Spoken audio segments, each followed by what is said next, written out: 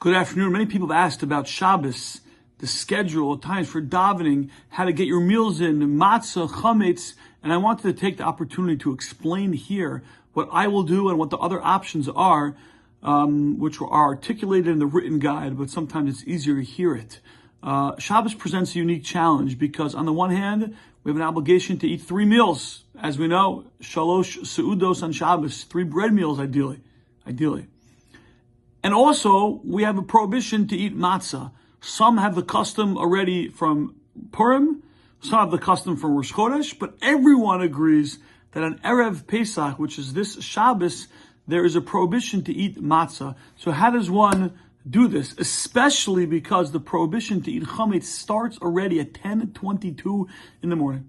So what are we going to do? So I'll tell you what I'm going to do. Friday night, I'm going to eat a regular meal. I'm obviously going to be very careful. I'm going to have a roll, which has less crumbs. Some people have pita bread, even less crumbs. Maybe eat it outside if that's doable. The bread, fine.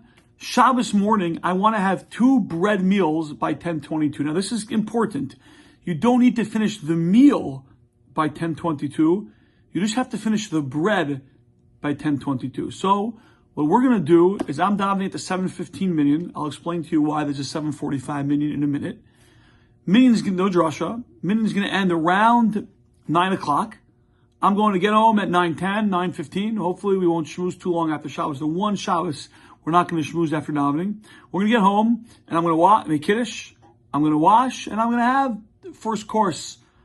I don't know what show she's making yet. Probably some fish, maybe some dips. And I'm going to eat that. I'll hopefully sing Baruch Kel Elyon or Zemer. And I'm going to bench.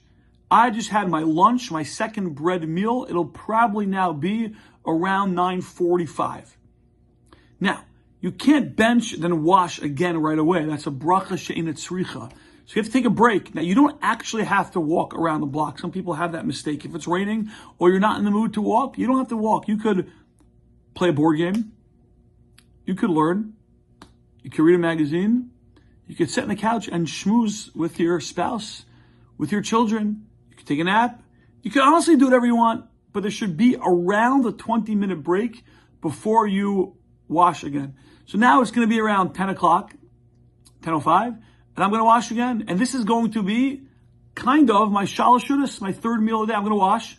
And then I'm going to have what's a real meal. Now, I'm not going to probably eat right away. I'm probably going to break a little bit so I don't have to eat lunch at 10:25. But I'm going to finish the bread by 10:22, put the bread away, flush it down the toilet if there's any crumbs or shake it outside. And then I'm going to eat a regular Shabbos meal. The meal doesn't have to end by 10:22. Just the matzah the chametz has to be finished by 10:22. And then good, I had 3 meals.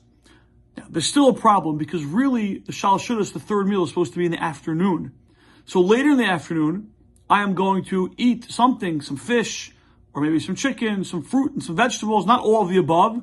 And that will now be my 3rd meal in the afternoon. You can't wash because there's nothing to wash on. But b'di'evet, a person is yotzei, they fulfill shalosh shudas even on non-bread items. This way, I had 3 bread meals. I also ate in the afternoon with the intention of shalosh shudas. I'm yotzei, all according to all opinions, and everything is wonderful. Now, added benefit this year, usually you get to the Seder, you're exhausted, you're tired, you could barely stay awake. This Shabbos, now you're not supposed to articulate this on Shabbos, but this Shabbos you could get the best Erev Pesach nap of your life. You'll be finished lunch by 11, 11:30, 12 o'clock. Mincha, I think, is 7 or 7:15. You can take a look at the schedule. That is a nice nap. You could also have time to look over a Haggadah and to learn and to prepare. You could come into the Seder well-rested, well-prepared to have the most incredible Seder. Now, there are other halachas that we have to know, when to say kol chamira v'chamia, when to how to get rid of the chametz, but in terms of the 3 meals, that's what we're doing. Now, why is there also a minyan at 7:45 in addition to the 7:15? Traditionally, we've had a 7:15 when the schedule fell out this way, because there will be some people who don't have 3 bread meals. Not everyone keeps the lichatchila, the ideal of having a 3rd meal of bread on Shabbos in the winter especially. So for those people, they need to have 1 meal of bread and they're going to eat later on their snack food. So we didn't want those people to miss davening. 7:15 is very hard for some people. So we added a 7:45 minyan, which should finish by 9:30. And even if you live 25 minutes from shul, you'll be home at 10 o'clock, and that'll be enough time to wash and finish the bread by 10:22.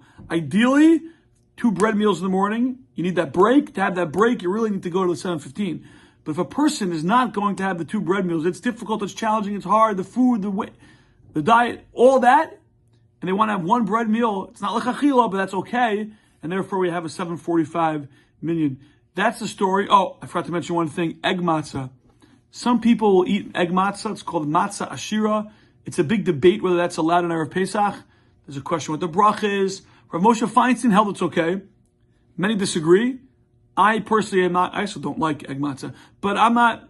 I also think with crumbs, a roll, pita bread. My children are at the age now they're not going to be running all over. If a person was worried about the crumbs of their children, if a person really wanted to have egg matzah, I can't say you're doing the wrong thing. Or Moshe Feinstein allows it, and that would be okay. That would be valid. I'm sure there's more. Please reach out if you have any questions, concerns, ideas, suggestions, and wishing you all a great few days of preparation as we gear up for Leil HaSeder.